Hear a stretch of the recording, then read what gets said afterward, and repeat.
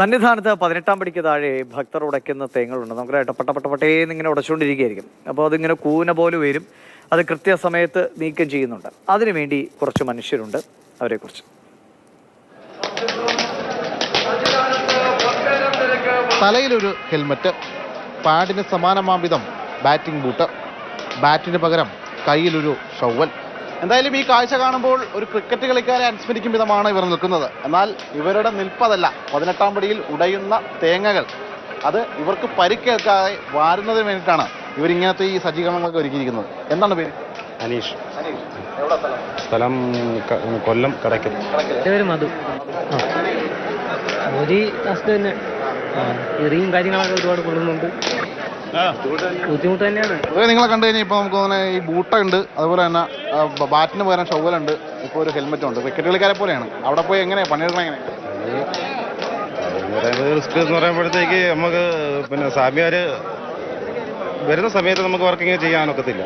അവർ പിന്നെ പടി ചവിട്ടുന്ന സമയത്താണ് നമ്മൾ വർക്കിങ് നടക്കുന്നത്. ഇപ്പോൾ നമ്മൾ വർക്ക് ചെയ്യുന്നത്. ചേട്ടൻ്റെ കൂടെ നിൽക്കുന്ന ആളാണ് തന്നെ കിട്ടുന്നുണ്ട്. നിരക്കൊണ്ടിരിക്കുന്നുണ്ട്, നല്ല രീതിയിൽ കിട്ടുന്നുണ്ട്. ഒന്നും പറയാനില്ല, രക്ഷപ്പെടാനും പറ്റത്തില്ല, ഒന്നും പറ്റത്തില്ലല്ലോ. അങ്ങനെയുള്ള കാര്യങ്ങളൊക്കെയാണ് നിൽക്കുന്നത്. ക്രിക്കറ്റ് കളിയിലെ ഓപ്പണിംഗ് കൂട്ടുകെട്ടെന്ന പോലെ തേങ്ങ ഉടയ്ക്കുന്ന ഇടത്തേക്ക് ഇറങ്ങിയാൽ തേങ്ങ കൊണ്ടുള്ള ഭക്തരുടെ ഏറ് ദേഹത്ത് ഏൽക്കുമ്പോഴാണ് വിശ്രമം.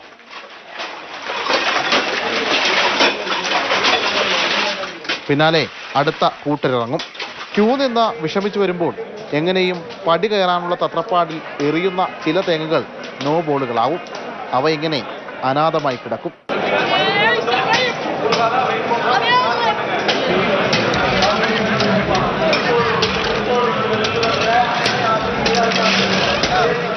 തിരക്കുള്ള ദിവസങ്ങളിൽ 1 ലക്ഷത്തിന് മുകളിൽ തേങ്ങകളാണ് 18-ാം പടിയിൽ ഉടയുന്നത്.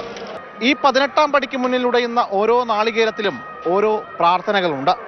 കന്നിസ്വാമി മുതൽ പെരിയസ്വാമി വരെ എന്നെയും നെയ്യാം പൊരുളായി മാറ്റണമേ അയ്യനെ എന്ന്. ക്യാമറമാൻ അനീഷ് തോട്ടക്കാടിനൊപ്പം ശ്യാമപ്രസാദ് ഉത്തമൻ, മാതൃഭൂമി ന്യൂസ്, സന്നിധാനം.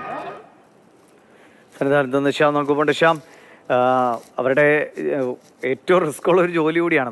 നമ്മളെല്ലാവരും ഇപ്പോൾ ചെല്ലുന്നവർ ഭക്തിയോടെയൊക്കെയാണ് എറിഞ്ഞ് ഉടച്ചു പോകുന്നതെങ്കിലും അവരവിടെ ഒരു ജോലിയാണ് അതെടുക്കുന്നത്. അത് വളരെ ശ്രദ്ധയോടെ, ഇപ്പം അദ്ദേഹം പറഞ്ഞ പോലെ ദേഷ്യപ്പെടാനൊന്നും പറ്റില്ലല്ലോ, സ്വാമിമാരല്ലേ എന്ന് പറയുന്ന പോലെ. അപ്പോൾ അപകടങ്ങളുമൊക്കെ പതിയിരിക്കുന്നുണ്ട്. അവരൊക്കെ സ്ഥിരമായിട്ട് അവിടെ വരുന്നവരാണോ? ഈ മണ്ഡലകാലം അതും ഒരു എല്ലാ കൊല്ലവും ഞങ്ങൾ അങ്ങോട്ടേക്ക് എത്തും അങ്ങനെ കരുതി എത്തുന്നവർ കൂടിയാണോ?